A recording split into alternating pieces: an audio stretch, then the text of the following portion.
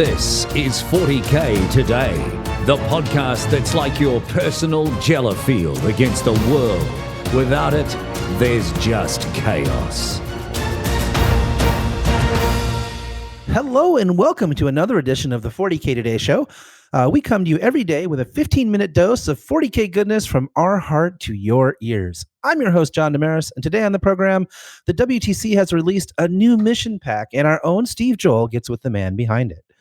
And we catch up with Reese Robbins and talk a lot about what's going on at Frontline Gaming. But first, we got to hit up our poll question of the week.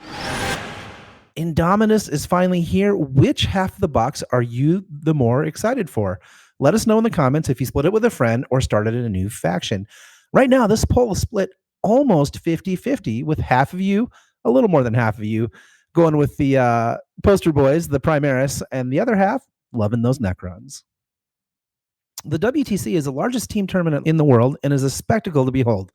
We obviously get very excited about rooting for our own home teams and enjoy the camaraderie and the competition. Tom Adriani sits down with 40K Today's Steve Joel to talk about the new mission pack for 9th edition. From the WTC, Tom Adriani, thanks for joining us on the show again. It's really nice to have you back as a special guest. Thanks, Steve. Always nice to be on the show. So let's talk. We'll get to the mission packs in a second, but let's start with the terrain, which I know you guys released the working part of it anyway the other day. You've had a good look at it, and can you tell us, with your terrain packs, what's different that you guys use, say, compared with what anybody else might be able to set up at a tournament? What are the main differences for you versus other TOs?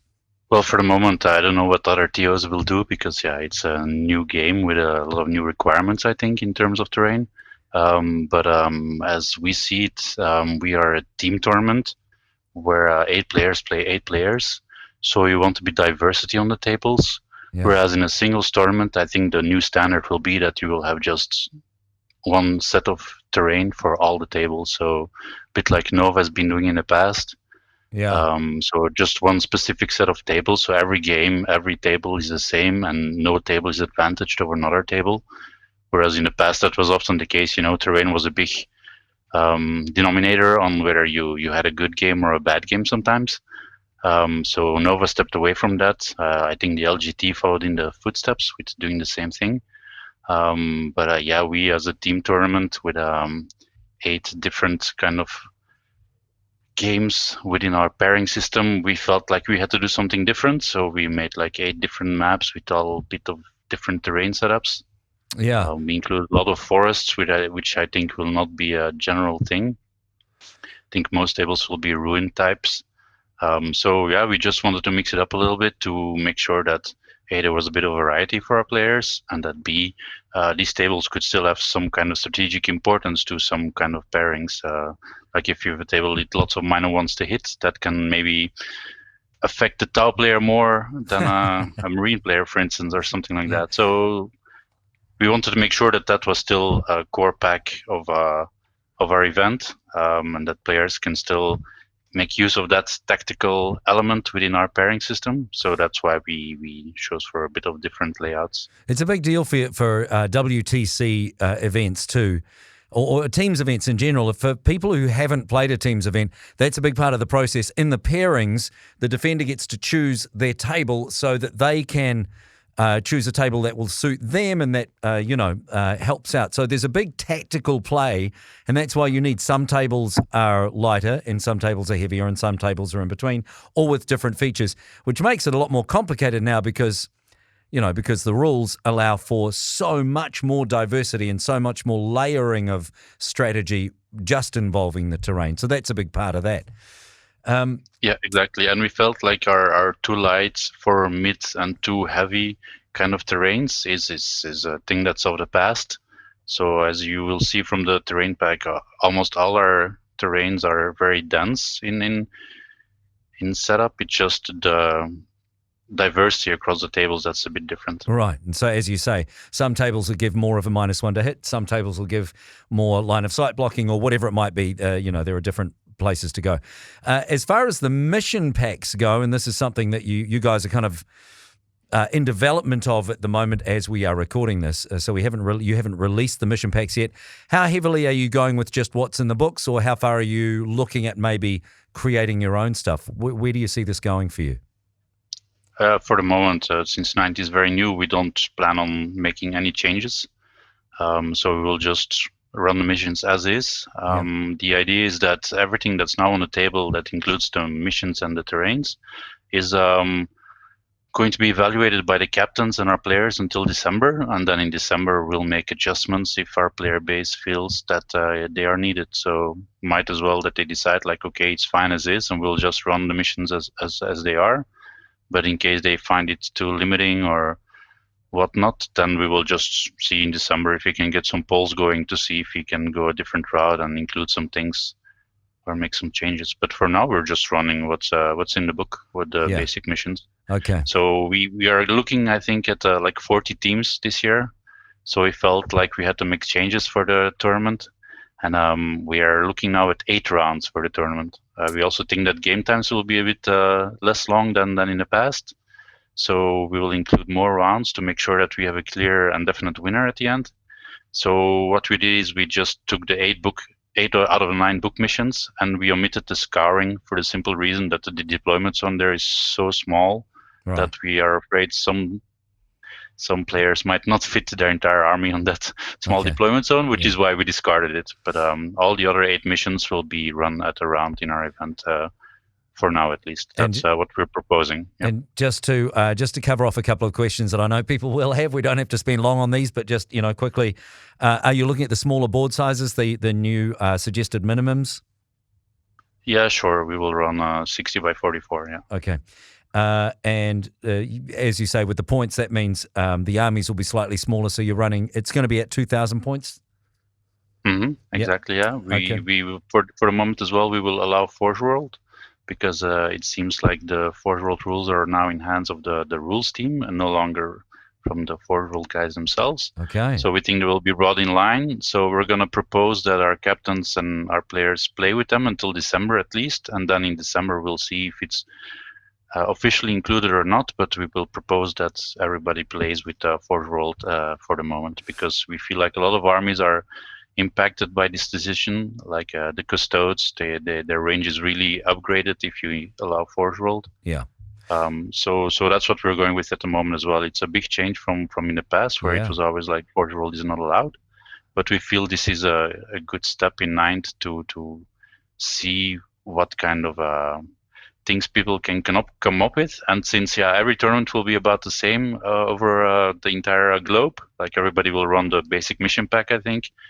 It would be silly for us to deviate from the norm by saying like we're the only event where Forge World will not be allowed. So that's also a big reason for deciding to just allow it for now. Okay, so there are a few changes in store.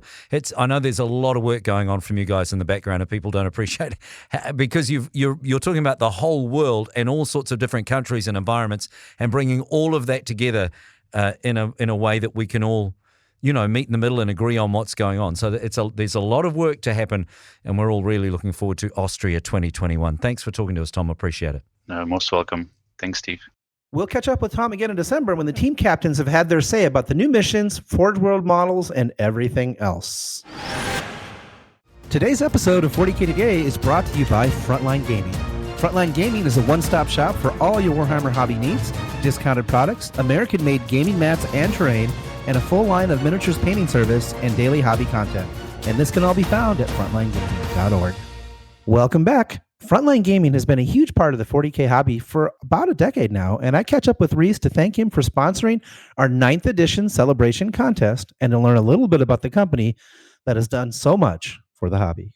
Hey, Reese, welcome back to the program. So you're one of the primary sponsors for our 9th edition celebration contest, which we are super pumped about, and so many people are entering. It is great. I wanted to get you on for a sponsor highlight because Frontline Gaming is one of the primary sponsors of the contest.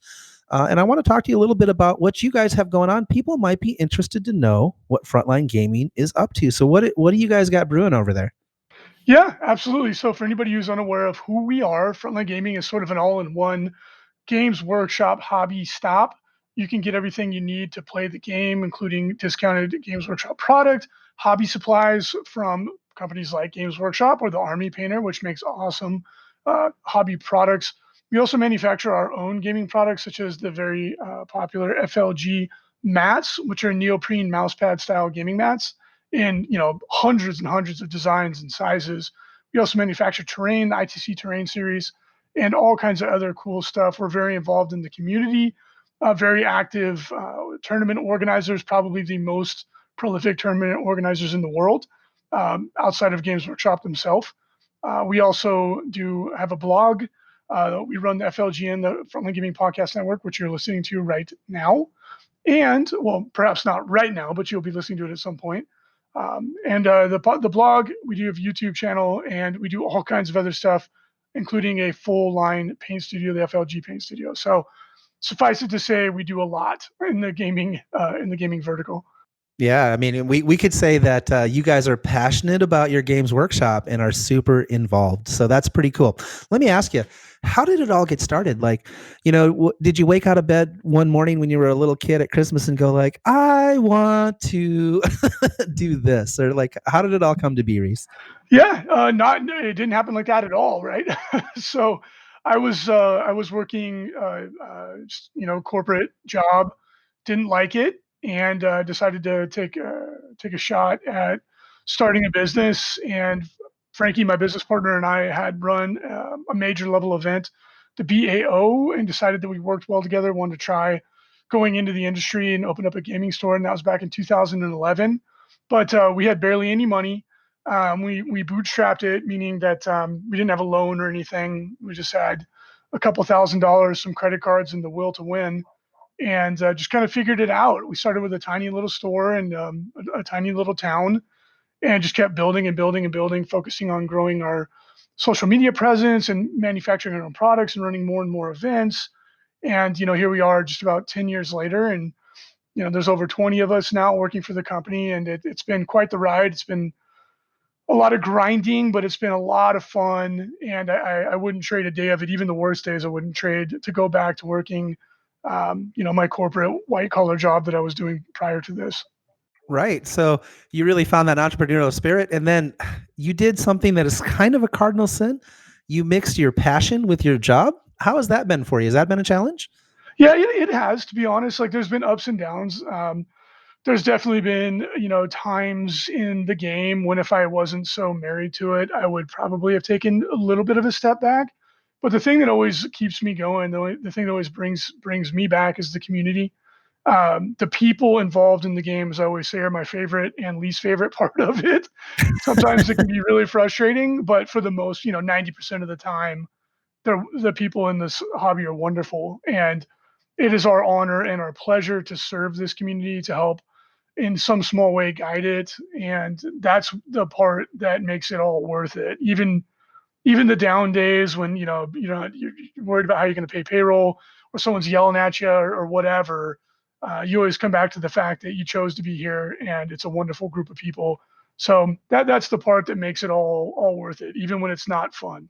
Yeah, and I mean, like, you touched on something so important. So we used to have this saying back in my, I used to stomp around in a different miniatures game, but we used to say that you went to your first event to compete, right? Which is what everybody sort of does. But then you go back to hang out with your friends because the community is so awesome. And then that's really what the draw of those big events is. It's not necessarily to go win LVO, which would be nice. I'd take that check. I would cash it. But Yeah, me too. right? But that's not what it's about. It's about the camaraderie and the companionship and the shared passion. Because I think a lot of what's great about this hobby is there's so much unbridled love and passion for it, and it's easy to share with others. So It is, and that's what I always tell, like, myself and our employees. I was like, when someone is upset with you, it's because they genuinely care about what we're doing. Apathy is the enemy, right? Like, someone who's passionately angry, it comes from a place of love for this community and this hobby and what it brings us. Like you said, like, when I was young, I was like hardcore competitor, and as I've gotten older, I still love to compete, and it still comes out.